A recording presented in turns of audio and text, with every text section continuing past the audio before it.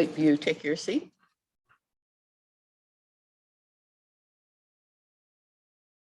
Oh, good afternoon. Welcome to the Wayne County Community Corrections Advisory Board. Madam Clerk, would you please call the roll? Chief Judge Pro Tem Williams. Pastor Williams. And excuse absence. He has to be excused for today. Noted. Deputy Chief Stewart. Here. Ms. Robinson. Mr. Howard. Present. Mr. Harris. Present. Judge Edwards. Chief Dunlap. Here. Mr. Sharikian. Present. Chief Judge Pro Tem Braxton. Commissioner Clark Coleman. Here. You have a quorum present. Thank you, Madam Chair. Next item. Moving to page 2. Item B, remarks from the chair. I have none at this time. Moving to item C, approval of the September 1st, 2022 meeting minutes. Motion for the approval of the September 1st, 2022 meeting minutes. Move to approve the minutes, Madam Chair. Second? Second that. Did you get that? Properly moved and a second that we approve minutes of the September 1st, 2022 meeting. All in favor, please indicate by saying aye. Those opposed, the motion carries. Next item, Madam Clerk. Item D, unfinished business. There is none listed. Moving to item E1 under new business, review and approval of the Michigan Department of Corrections fiscal year 2022 fourth quarter report. Ebony, you're up.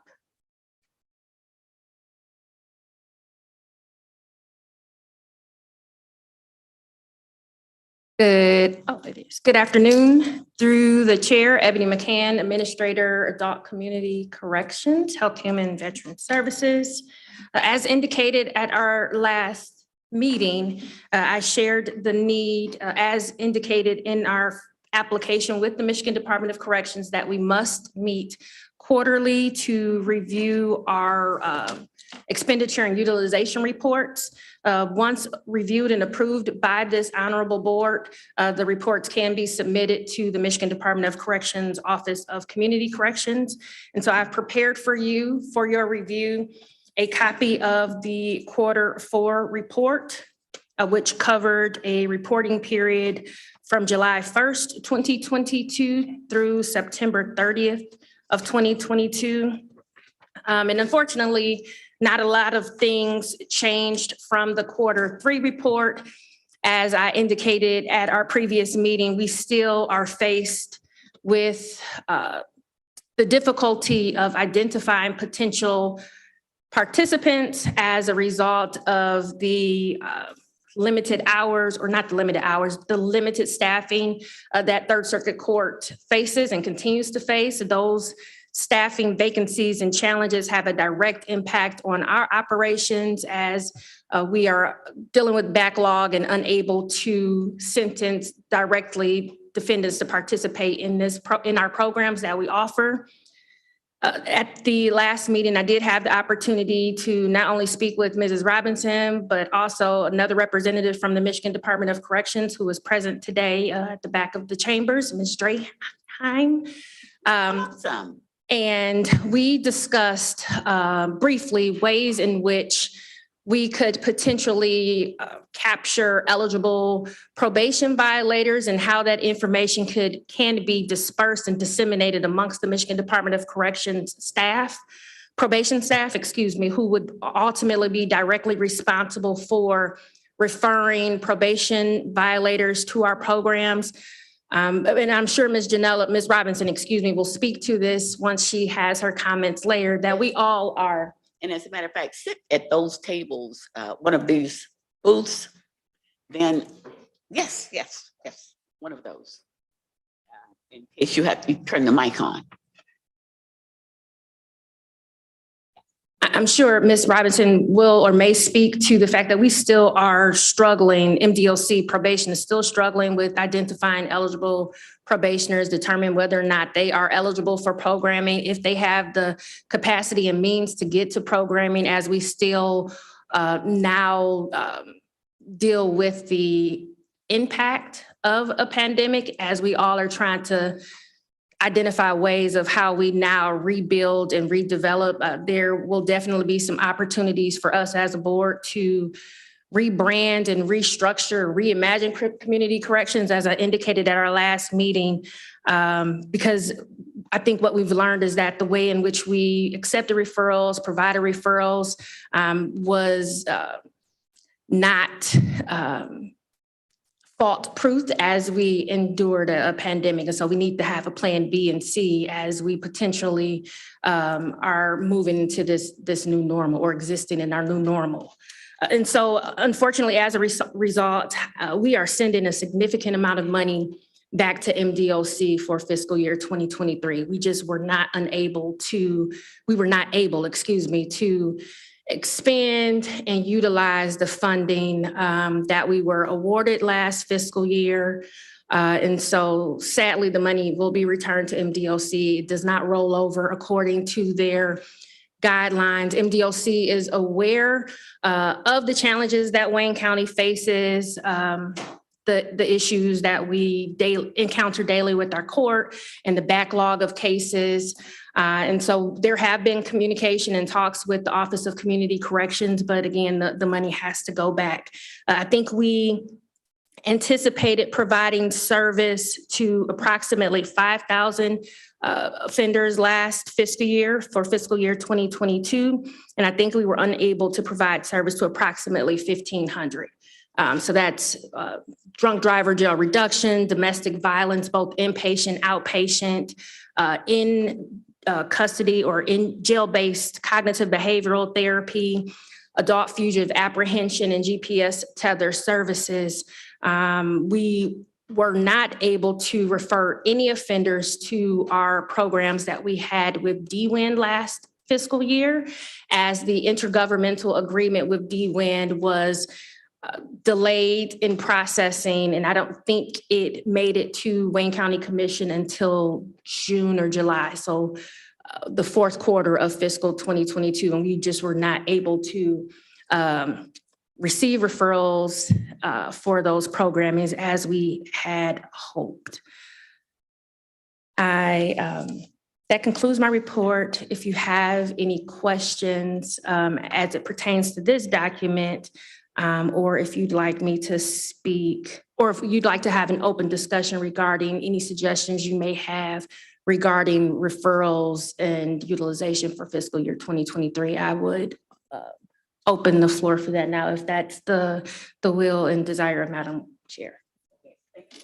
But first of all, let me just say, I don't know if it was my eyes are old, Uh-oh, no, it's not. I'm sorry. but I'm sitting here. Would you like for me to read through them? No, that's okay. Okay. I'm having a few problems trying to focus Yes, on these, so I would recommend that the next time absolutely. that we try to make the writing a little bit bigger. My apologies, and I will send this report via email for your review so that you can maximize it and see the sales later. If I may, can I just read what the utilization? So for our cognitive behavioral therapy, which takes place inside of the jail, the vendor is ETRS.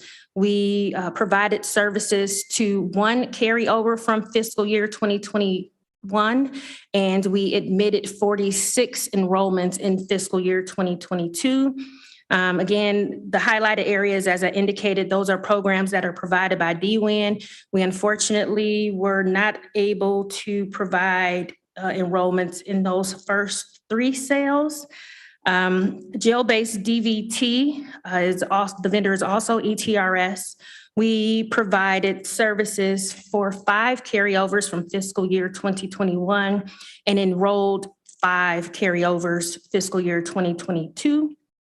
ETRS community-based domestic violence treatment, we provided services to 28 offenders from fiscal year 2021, and we admitted 38 new offenders in 2022. GPS Tether, the vendor is Wayne County Sheriff's Office. We served 127 carryovers from fiscal year 21 and enrolled 279 in fiscal year 2022. Substance drug testing provided by DWIN, we were unable to offer or provide that service. Similarly, the same was with outpatient substance use disorder treatment as provided by DWIN. We were unable to enroll any defendants in that program. Black Family Development, which is a DWIN vendor, we fortunately, and I think Ms. Caruso during her presentation last year shared that DWIN was, Black Family Development, was one of the only vendors that a subcontractor with DWIN that continued to provide services outside of the contract. So we were able to provide some services to Black Family Development. And since the contract has now been approved, they have been paid.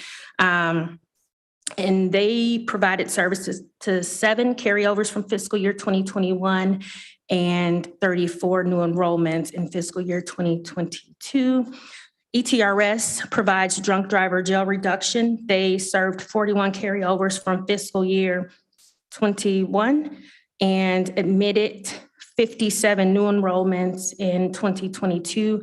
Our gatekeeper, our CDU unit, the staff of community corrections, we projected that we would assess over 18,000 inmates at the Wayne County Jail. And we unfortunately were only able to assess 1,872.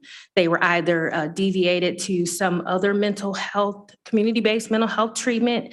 They may have been administratively jail released from the jail, or they continued in community corrections programming. So that number of obviously, we didn't touch or even scratch the 18,000 that we anticipated, or 16,000, that we anticipated. We only assessed and screened 1,872. Wayne County Sheriff's Office provides supervision for the Adult Fugitive Apprehension Unit. And to date, for fiscal year 2022, we have apprehended 38 adult fugitives in this current fiscal year. And then lastly, the Wayne County Sheriff's Office provides 5-day housing for the drunk driver jail reduction program. And 43 offenders were sentenced to participate in that 5-day jail stay. So obviously we do have some work that we need to do. And I think that it's going to require a collaboration of all of you wonderful people in here just to kind of figure out what does life now look like as we, again, adopt this new normal.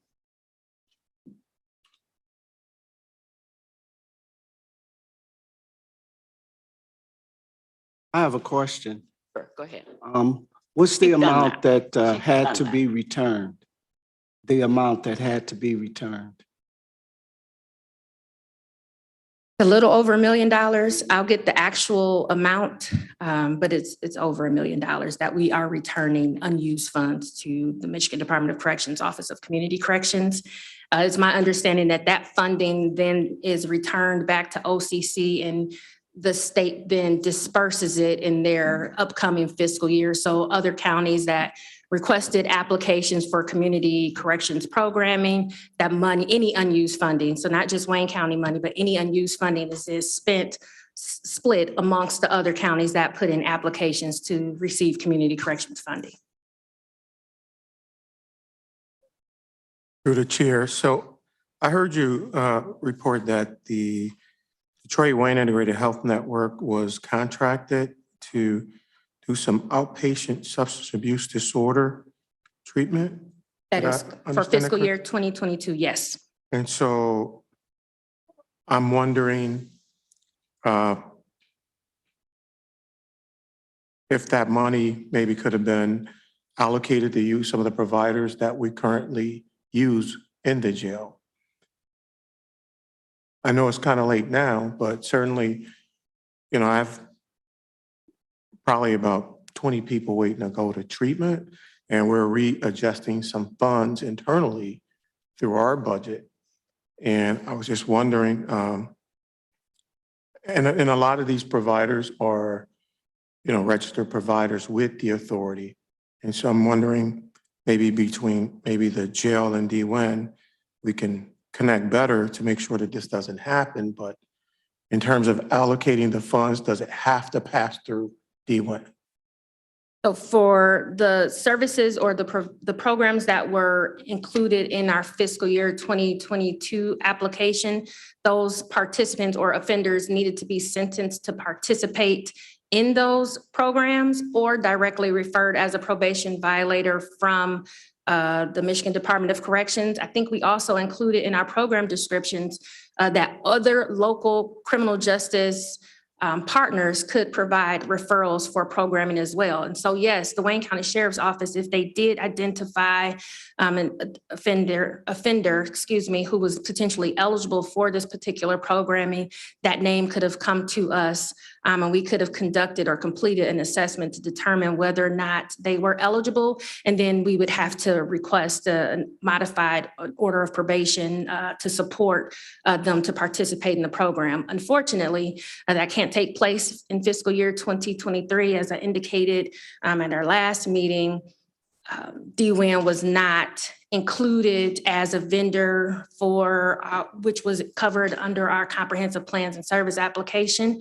My staff and I are working because we do value and have valued the relationship that we had with DWIN. And so we will be tracking this fiscal year the number of offenders who would have benefited from the services that DWIN would have offered through their sub-recipients, with hopes of requesting the funding for fiscal year 2024. Thank you. Good afternoon.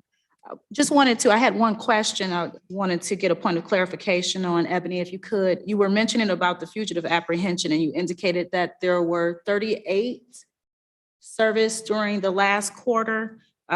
You indicated that those were apprehensions. So I wanted to be clear on if those were apprehensions or if those were actually referrals. So 38 referrals. I will obtain the adult fugitive apprehension report. It's in my email to gather the actual number of offenders who were apprehended. I think their key performance measurements indicates that the offenders need to be captured or apprehended within 8 weeks of the referral.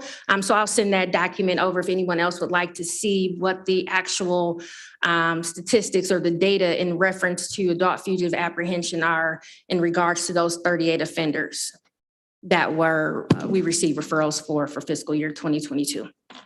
That would be excellent, and I suggest that if the board would be able to see that information on a regular basis, that way we can see what efforts and successes are being made with regards to that. Of course, we're trying to keep people under supervision, complete supervision, and be successful. So we want to maintain contact. So if you can share that, that would be great. Also, one of the things that you did point out with regards to challenges with the interdepartmental agency agreement, the delays with that did present some significant issues in being able to move forward with contracts with DWIN and then have those next level services provided over the last year, which we were hoping not to have those delays, but unfortunately we did. So therefore, that's where some of those gaps came in. And I do want to remind the board that part of what we're here for is to make sure that we're looking at where there are gaps in services. So DWIN, as Chief Dunlap indicated, is the authority right now. And our population does have access to DWIN outside of community corrections as well. So our staff are on a regular basis consistently making referrals directly to DWIN to ensure that there are no gaps. But if there are gaps that exist, we really do want to make sure that those services are provided by the board. I just really wanted to highlight that. And definitely one of the things Ebony talked about is coming up with recommendations on ways to increase the number of referrals, making sure that there's no gaps in services or connections for our population to services that are available through the board.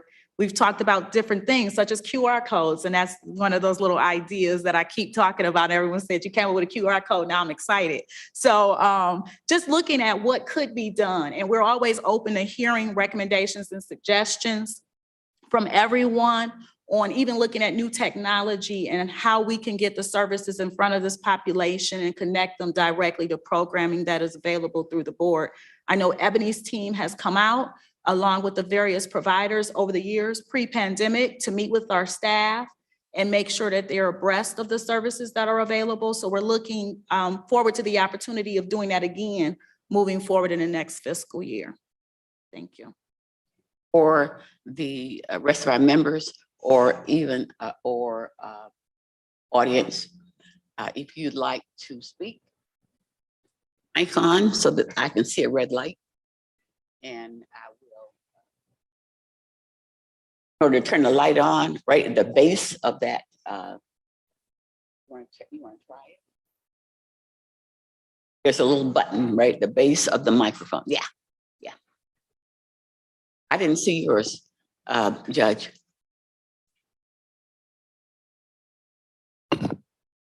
I see it. Little button on the right, on the bottom, right at the base. Wait.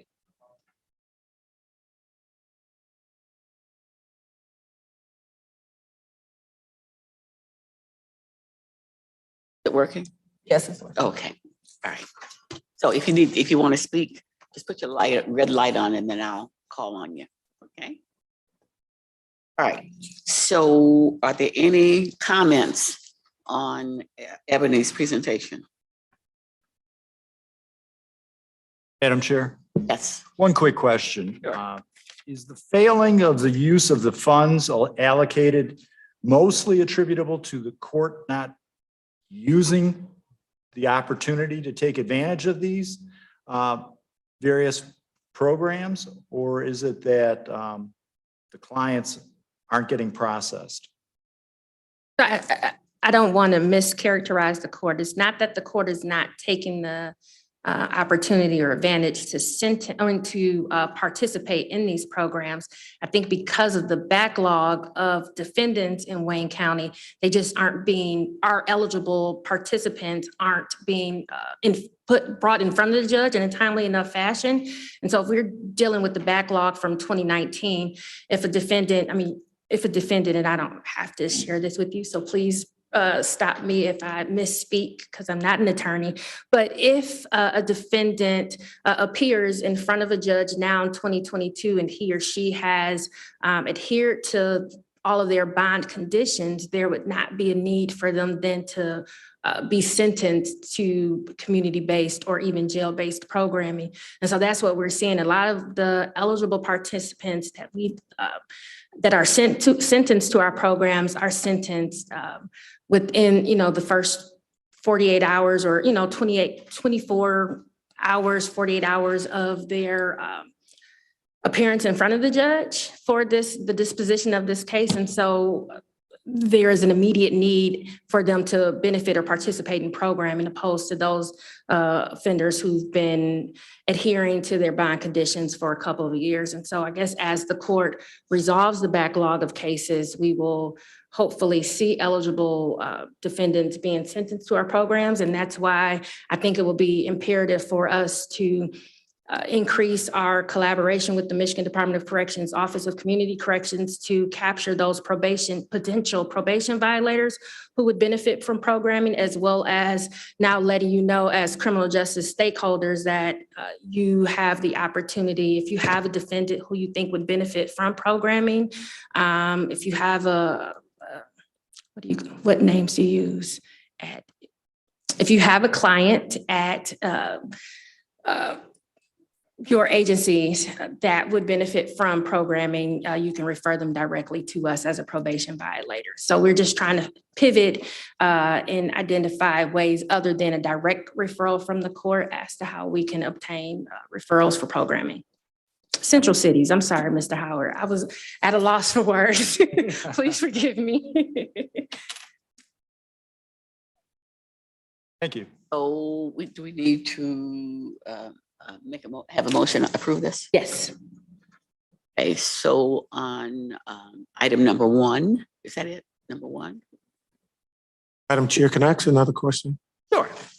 Chief. So as I sit and listen, I'm wondering In terms of the budget, would the funding allow for us to do any type of marketing campaign for the Community Corrections Advisory Board?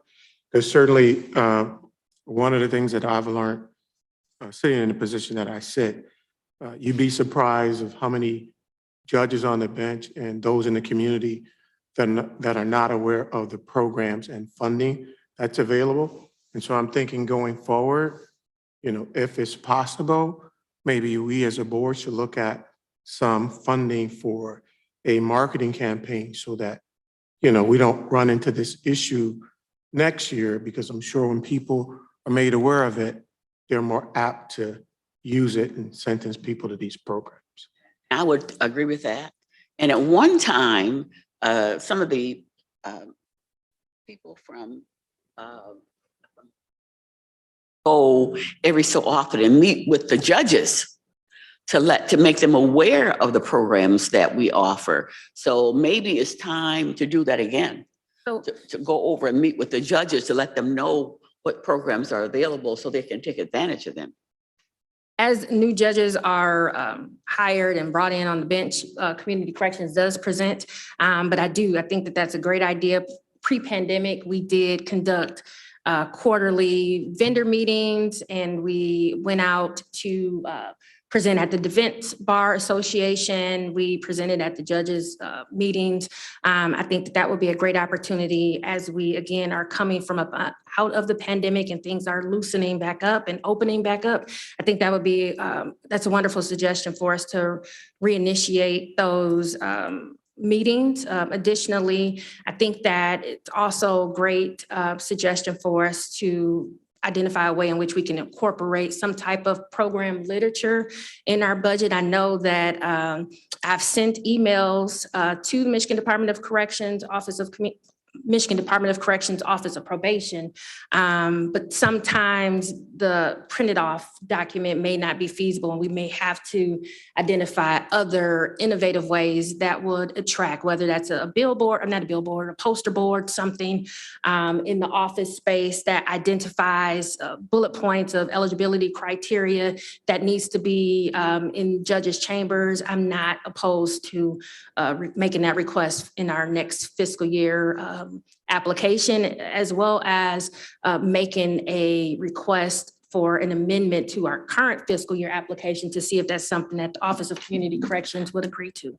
I would rather, I like the latter, perhaps making an amendment to our current one. And I do agree with Chief Dunlap. Even if you, it needs to be more than just the the new judges. Some of the more experienced judges. I don't want to say older, but some of the judges who've been around for a while. I, as an elected official, I'm inundated with emails. They come from everywhere, and I don't always read all of them. I might read the first 3 or 4 lines, and then if it doesn't catch me, then I might not read any further. So a lesson, when you always make sure that your first 3 lines says it to be able to grab your attention, because sometimes you're not going to read all that stuff underneath it. So as a former communicator, we always make sure that the first sentence would include stuff that's going to catch your attention and make you want to read more. But I agree. I think it's very important that we find some funding for, and I don't know if we would call it marketing, but I would call it more of a learning experience. I mean, to educate. Information campaign, sure. Yeah, an educational campaign whereby you send folk and work through the chief judge. Have him to make sure that all of his judges attend at least one session and sign them in and sign them out, so that we make sure that all the judges are aware of programs that they can send the recipients to But I think that it's important, especially after the pandemic, that we do a renewed visit to all of them and put the responsibility on the chief judge to make sure that they come to at least a session and then share that information. But I don't know that sending an email is going to do the job. Okay. Thank you. Yeah, I also would agree with Ebony McCann to, in terms of the brochures and Yes. the defense bar as well, because sometimes it helps for them to know where they can request of the judge to consider those programs.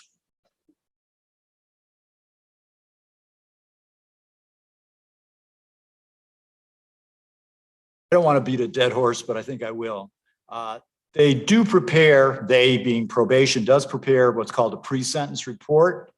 And so when someone gets sentenced on a felony, there has to be a report prepared by probation. That's required by statute. And there are recommendations made by the probation officer preparing the report. And perhaps suggestions can be made as to some of these programs that are available. Also, the courtrooms have individual probation officers assigned to them. And when they do violators, those probation officers make recommendations so that those individuals can make recommendations to the court as well. Okay, so we have to go further than just the judges. And I didn't think about the probation officers. They certainly would make the recommendation to the judge. So maybe we need to go hit the probation officers. And who else did you say other than probation officers? Pre-sentence report recommendations, Madam Chair. Through the chair, Janella Robinson, Michigan Department of Corrections, can speak to PSIs and the court-appointed probation officers or agents that are stationed in the courtrooms. I can speak to that. We also have our program manager, Jacqueline Draham, who's here today, who manages our courtroom staff, who are the pre-sentence investigation writers primarily and inclusive of our district agents, as well as those who appear at our violation of probation hearings. Our agents are responsible for making recommendations, as is indicated in the pre-sentence investigation, and bring those matters before the judge to make a determination on if the judge is going to actually sentence the person to those particular programs. So that is a part of the pre-sentence investigation, as well as during the course of supervision. I think that one of the things which was alluded to earlier is that we need to work on revamping the communication with regards to which programs are available, the eligibility criteria, as well as the referral process, and making sure that the information is more readily available to all of our staff. Ebony did mention that she had created some documents that has been shared and utilized by our staff in the past, but I think also working in this new world of technology through a pandemic and things of those natures, being able to make the information more readily available and accessible in a more user-friendly manner might help to also increase it. To cover all of our bases on marketing, I think will help us be able to increase and connect the dots on those referrals too. Okay, moving right along. Did I get a motion on this? This is on item number 1, is that it? Can I have someone move item number 1? Madam Clerk, did we give a motion on that? We still need a motion and support. Okay. Motion and support on item number 1.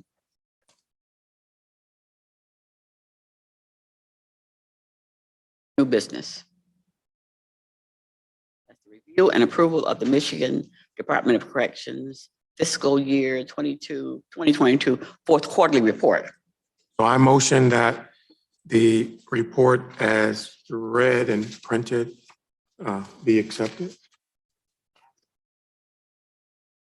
Moved and supported that we approve item number 1. Are there any other questions on the motion? Hearing none, all those in favor, please indicate by saying aye. Aye. Those opposed? The motion carries. Madam Clerk, next item. Item E2, review and discussion of the scope of work of the Community Violence Prevention Intervention Request for Proposals. Again, through the chair, Ebony McCann, Adult Community Corrections Administrator. The last time we were here, we discussed this potential program, RFP that was going to be published.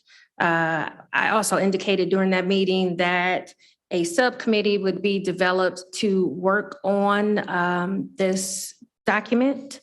I have prepared for you a draft of scope of work that I am soliciting not only your assistance, but also now the development of that subcommittee for any board member that would like to delve deeper into this whole aspect of a not criminal a community violence prevention intervention program for our community, excuse me. We have all seen the reports on the news of gun violence in our community, and I think that this is a great opportunity for us to develop a robust program that will not only address this pandemic or epidemic as it relates to gun violence in our community, but also to change the trajectory of not only our offenders, but families as well. And so I have, again, here is the draft for your review. I believe that it was sent out with the meeting package. And it's very, very limited to detail. And that's why I think that it would require us to meet to increase or enhance actually what we're looking for, what we'd like to target, what we'd like to accomplish. It does include or incorporate mentoring, life coaching services, educational and employment assistance, as well as groups focused on gun violence prevention intervention. But do we need to go deeper than that? Do we need to incorporate a component of the family? Do we need to incorporate our local faith-based community? I know that Ceasefire with the city of Detroit has a similar program in which they have a set group of defendants that they have identified as eligible participants who may not be eligible for our programming. And so we'd like to cater this directly for felons who come in front of a Third Circuit Court judge and who would be sentenced under that jurisdiction. And so that's the distinguishment. But again, any suggestions, any individuals that would like to volunteer to serve on this subcommittee to develop this program, if that includes us researching other cities, other municipalities that may have similar programming, bringing them in as presenters, traveling to go, like we have been given free range by Michigan Department of Corrections, Office of Community Corrections to explore and identify a program that would be specific to our county, but hopefully would be the leader for similar programs in our nation. So I am excited to present this to you and even more excited to begin working with the subcommittee. Dunlap. So I certainly, through the chair, would like to volunteer for that committee. Good. How many do you need? As many as.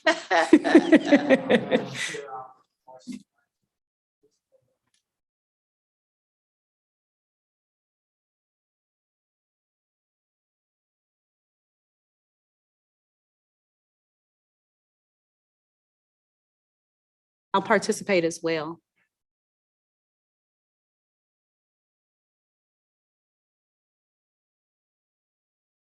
So, Madam Chair, I'm sorry. I'll participate as well.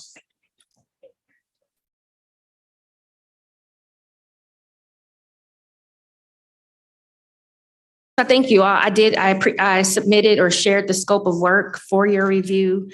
I am not by any means preparing to issue the RFP until the subcommittee comes back to this honorable body and report out what we have identified in the draft of the final program description for your review and discussion.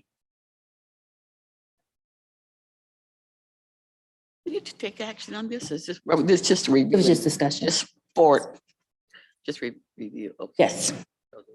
This is not an action item. Okay, this is for discussion. So we'll move from that item, we'll move to the next. Item 3, review of the fiscal year 2023 scheduled quarterly CCAB meetings. They all got a listing of the next the proposed meetings. Did everyone get this? Is this what you saw, right?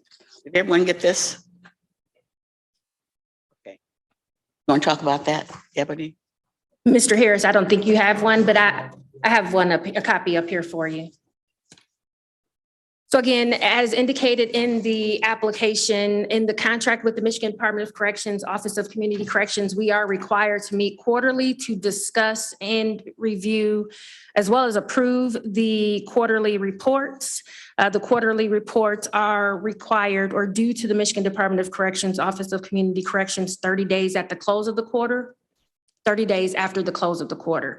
And so I've identified today, obviously, is Wednesday, October 26th, and this was the last meeting from fiscal year 2022. And so as it pertains to fiscal year 2023, the chair of this honorable body has identified Thursday, January 26th, 2023, Thursday, April 20th, 2023, Thursday, July 27th, 2023, and Thursday, October 26th of 2023.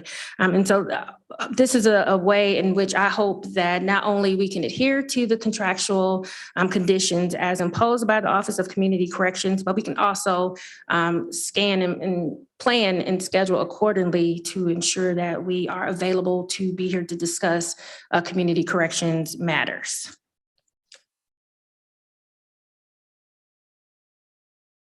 Yes, yes.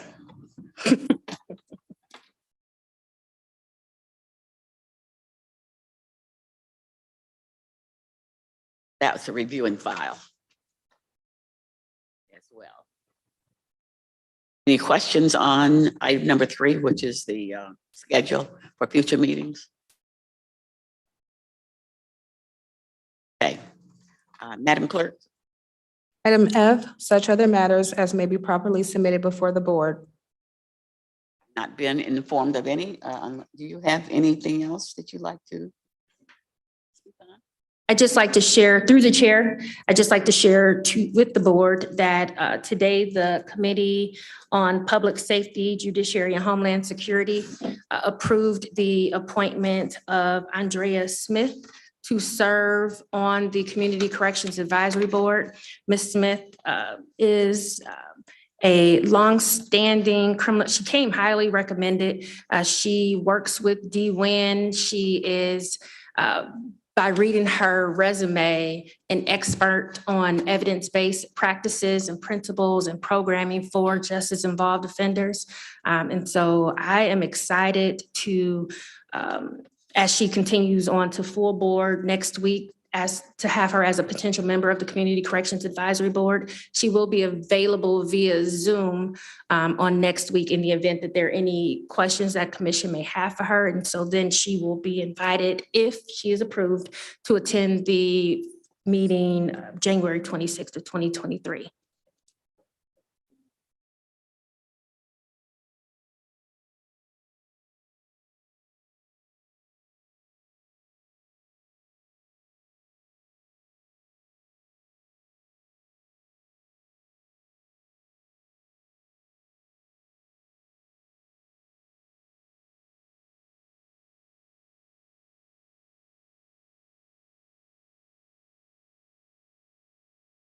Okay, receive and file. Okay, all those in favor? Oh, did we get a motion on that?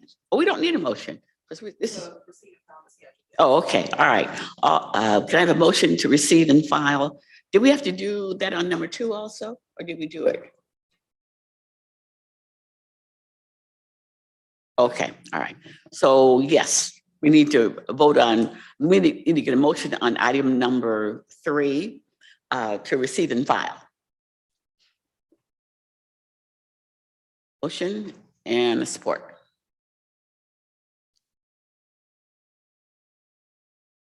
Adopt. And support. Thank you, Chief Dunlap. All those in favor, please indicate by saying aye. Aye. Those opposed? Motion carries. Now, I'm sorry, Jackie. Graham. Okay, Jackie, you are here today. Would you like to introduce yourself and just have a few remarks? Corrections. I am the program manager over the court services unit. We're down the street from Frank Murphy. Our team does the in custody pre-sentence reports. So we are in the jails every day. We are in the courtrooms. We are the court appointed probation officers.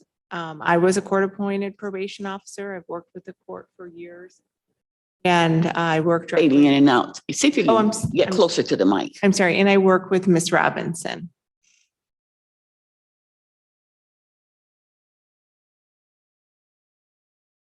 Well, welcome. And next, that's such other matters as may be properly submitted for the board. I have none other. So the next item. Item Madam G, Clerk. item G, public comments. Okay, do we have anyone on the lines? Zoom? Did you open the lines? All lines have been unmuted. Okay, now time for public comments. If there's anyone on Zoom or on the phone who would like to make a comment, please do so at this time. I can call public comments. Anyone on Zoom or on the phone, if you'd like to make a comment, make it at this time. Last call. If there's anyone on Zoom or on the phone who'd like to make a public comment this time, please do. Madam And there Chair, are no emails, right? no emails have been received. Okay, moving right along. Adjournment, Motion?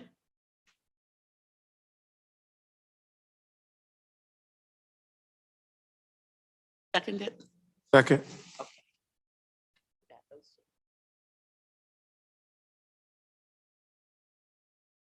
All in favor?